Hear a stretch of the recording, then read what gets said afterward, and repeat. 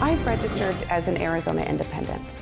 I know some people might be a little bit surprised by this, but actually, I think it makes a lot of sense. You know, a growing number of Arizonans and people like me just don't feel like we fit neatly into one party's box or the other. Welcome back to State of the Union. That was Kyrsten Sinema explaining her decision to change her party from Democrat to Independent. Let's talk about it with our panel. Good morning, everybody. Congressman Allred, you are a member of Congress, a sitting member of Congress, was in her party. One of your colleagues, Congressman Jamal Bowman, tweeted the following: "Bye, Felicia," after news broke about Sinema. He's a progressive. He's not upset to see her leave. Should Democrats get behind an alternative that's officially on the D column, like your colleague Ruben Gallego? We'll have a Democrat running. I think what a lot of us who represent districts who got elected by Republicans and independents, and proudly did so as Democrats, take issue with is the idea that this is about principles when it's really about politics. She was likely going to lose her next primary, and that's why she's doing this. It's not a principled change. She's voted with us, I think, 96% of the time. So it's not about that. It's about that she saw the writing on the wall politically. And so I think we'll have a Democratic nominee, and I hope that she doesn't try to play spoiler.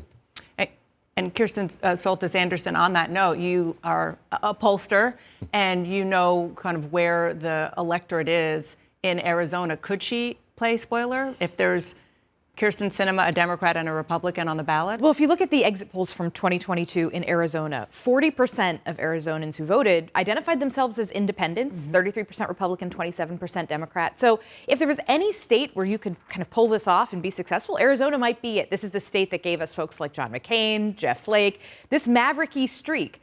The challenge she's going to face is when she says there are a lot of Americans who don't identify with either party. They pick some from column A, some of column B. She's right.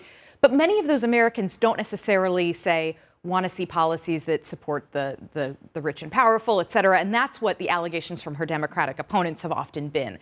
So there are lots of different ways you can be an independent. It's not clear to me that her particular recipe will resonate a lot with Arizona voters.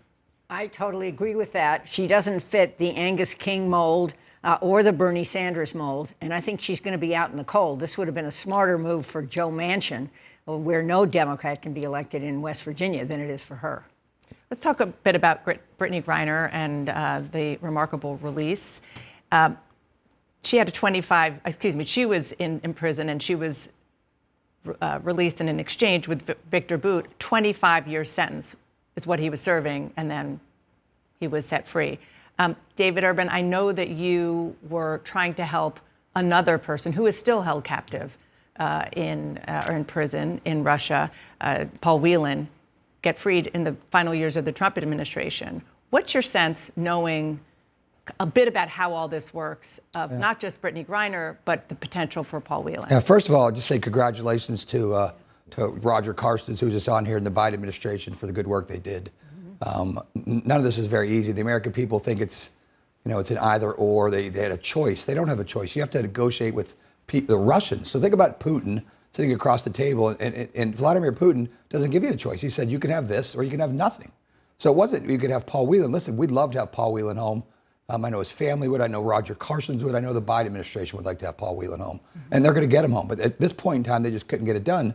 And it's very difficult to do. It's not simply, we don't want we don't want Brittany right now. We want Paul. That wasn't even on the table. Yeah, I applaud what you just said, and it's also good that Carstens is a holdover from the last administration. This is not a political partisan job. I just want to amend my last comment. I meant that no Democrat other than Joe Manchin be elected in West Virginia. Sorry, Joe. Sorry. And just give a quick plug. Roger's a West Point classmate, yes. and has done an incredible job, and it was served to the Trump administration. But what about the argument that Bob Menendez and others are making, that by doing the swap with someone like Victor Bout, that you are encouraging and incentivizing other bad actors from taking Americans? Well, there's a risk of that. I don't think he's totally wrong, but I think he's mostly wrong, because I think we want to get Americans back. And what really bothers me is to see some people in whatever party teeing off on this when they should be welcoming Americans back. And I do agree with David totally that, first of all, the negotiator is highly skilled and not a political actor, and second of all, what he got done was heroic. Let me bring you in, Congressman Albright, because you are a fellow Baylor athlete. That's right. And I know you've been working on this release. What are your thoughts? Well, we're thrilled to have her home. In every meeting and briefing that we had with Roger and his team, we also talked about Mr. Whelan and how we have to bring him home. And the White House has been very clear, and I can say from my own information, it's very clear that there was no choice here. It was either bring Brittany home or not. They were putting Paul Whelan in a different bucket. They were treating him as a spy, basically. And I think there's no reason for that. There's no evidence behind that.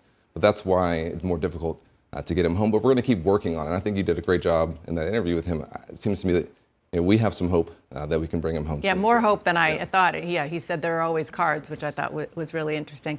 I just want to quickly turn to what's going on in the House of Representatives and in your party, in the GOP.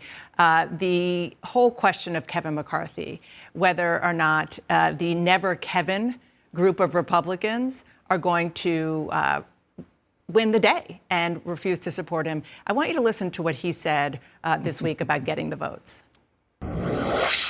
So, you're having discussions with these 5 members?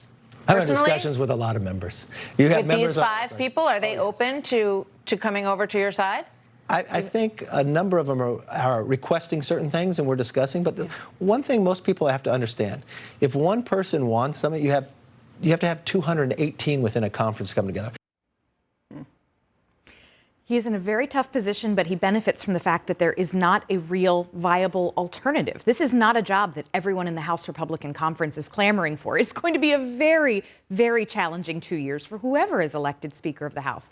And so to the extent that those who are this sort of Never Kevin group have not yet been able to field an alternative who could get even a teeny tiny fraction of the Republican conference, I think it puts him in a very tough, the math is very challenging, but he benefits greatly from the fact that there is not a great viable alternative. You're the one at the table who has a vote in I January. won't be voting for Kevin. You will not be come voting for on. Kevin. You heard it here first. But if Republicans can't come to a consensus, can you see yourself voting for a bipartisan consensus candidate? Is that even Did you in the vote for a realm? Republican? Come on, any Republican? Listen, I'm a moderate. I'd love to have That's what I somebody mean. as the speaker who could bring the whole House together. Is there any Republican you could think I of? agree with Kristen. I don't think that there's you can't beat something with nothing. I'll also say this.